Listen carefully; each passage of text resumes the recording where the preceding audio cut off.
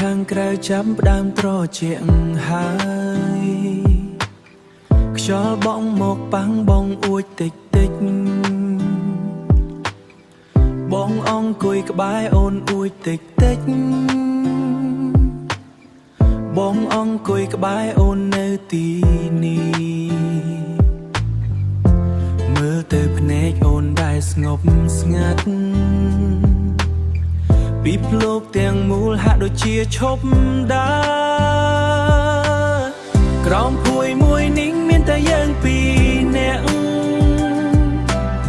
ផ្ដល់កម្ដៅឲ្យគ្នាដោយក្ដីស្រឡាញ់កងក្ដៅក្នុងចិត្តទោះជាយប់នេះរងាខ្លាំងយ៉ាងណាបងនឹងនៅក្បែរកាពូនជានិច្ចក្បែរអូនដៃបងកាន់ដៃអូនមិនលេងឡើយមិនចាំបាច់មានពាក្យនិយាយច្រើនទេគ្រាន់តែមានអូននៅក្បែរបែបនេះបងមានអារម្មណ៍ថាមានក្តីសុខខ្លាំងបងមានអារម្មណ៍ថាមានក្តីសុខខ្លាំងយប់នេះអូនស្អាតជាងអ្វីៗទាំងអស់ក្រោមភួយមួយនេះមានតែយើងពីរនាក់ផ្ដល់កម្ដៅឲ្យគ្នាដោយក្ដីស្រឡាញ់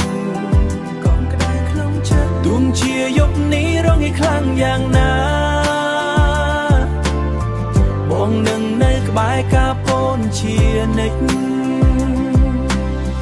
ទោះថ្ងៃស្អែកមេឃភ្លៀងឬខ្យល់ខ្លាំងទោះមានរឿងអ្វីកើតឡើងក៏ដោយបងនៅទីនេះសម្រាប់អូនម្នាក់អង្គុយក្រោមភួយមួយនេះមានតែយើងពីរនាក់ដៅឲ្យគ្នាដោយក្ដីស្រឡាញ់កងក្ដៅក្នុងចិត្តក្រោមភួយមួយនេះមានតែយើងពីរនាក់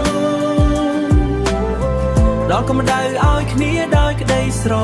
ឡាញ់អូកងក្ដៅណាទោះជាយប់នេះរងាខ្លាំងយ៉ាងណាបងនឹងនៅក្បែរកាពូនជានិច្ចការពារអូនជានិច្ចគេងតែអូនសម្លាញ់